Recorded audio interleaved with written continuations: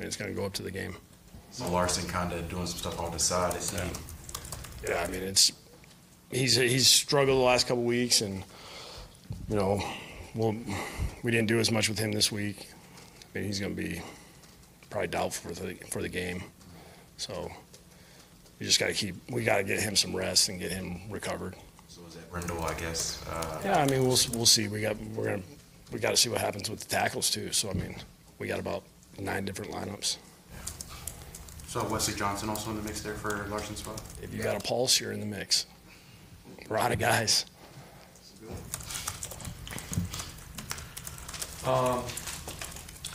Kiko Alonso, obviously he's having a very good season. I talked to him about how he takes care of his body.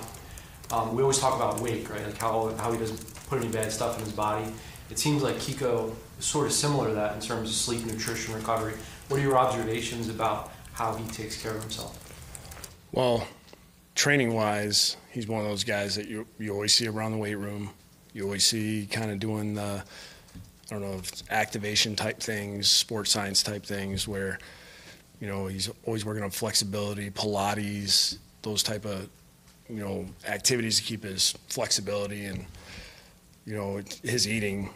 I mean, you never see him really eat anything that like I would eat, so he does a great job like being disciplined with all that kind of stuff. I'm sure from where he was when he was younger compared to now, it's probably light years different. What do you eat?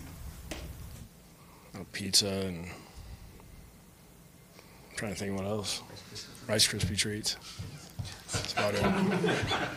Candy. It's not good. It's the young man's diet.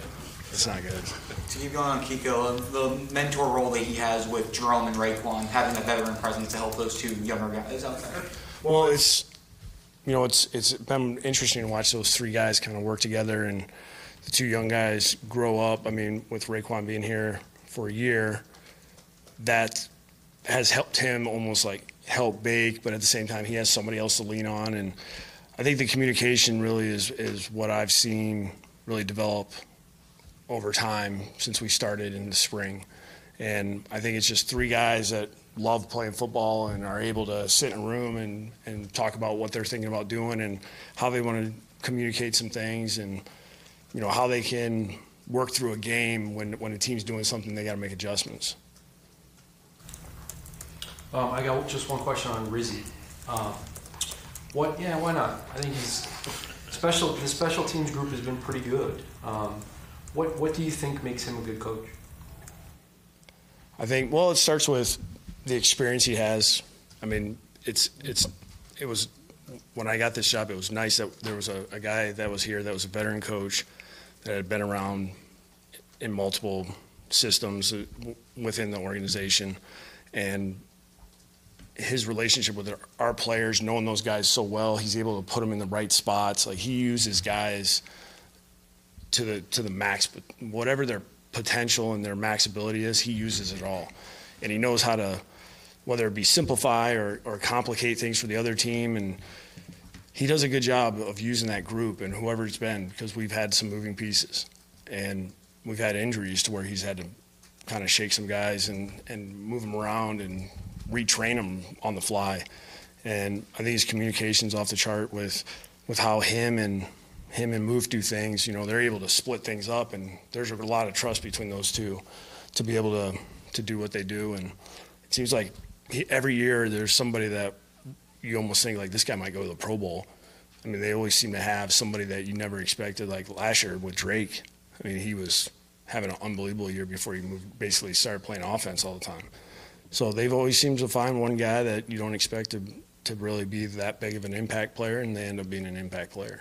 How would you evaluate the progress of the 2 rookie tight ends? I think they've done well. They've gotten better. I know everybody wants to look at stats and all that type of things, but Mike's gotten better in a lot of different areas. I think Durham, he constantly is improving.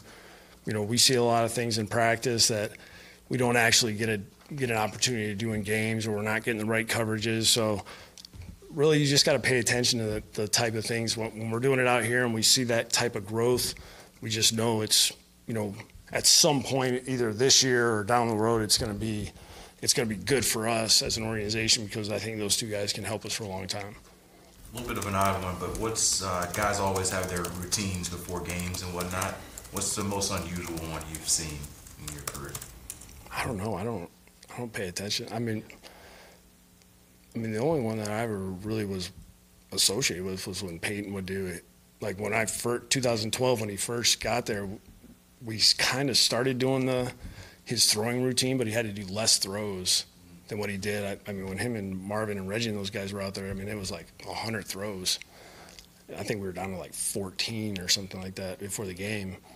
But then we quit going out because it was like every place we went, it was like a circus for him. He was like, done. After like 5 games, he started doing something different, staying in and then just going out. How did Charles Harris's body respond to his practice yesterday? It was good because he was actually able to do some stuff today, and he looks different. Last week when I saw him kind of doing some of those drills, I was like, how far off is he? And then when I saw him this week, you could tell he's confident, he's bursting. You're seeing he looked really, really what we want him to look like. So I think we're close. I think we just got to keep monitoring and make sure that we don't jump the gun. You anticipate making any roster moves on the O-line this weekend? I haven't even thought that far. You're talking about like after this game? No, I'm talking about just like getting the extra body. You said you guys were. Yeah, I mean, I don't know if we haven't really worried about that right now because I think we have enough guys to get through this game. And then after that, we just got to reassess to see where we are injury-wise. Thanks, guys. Appreciate you. Thanks.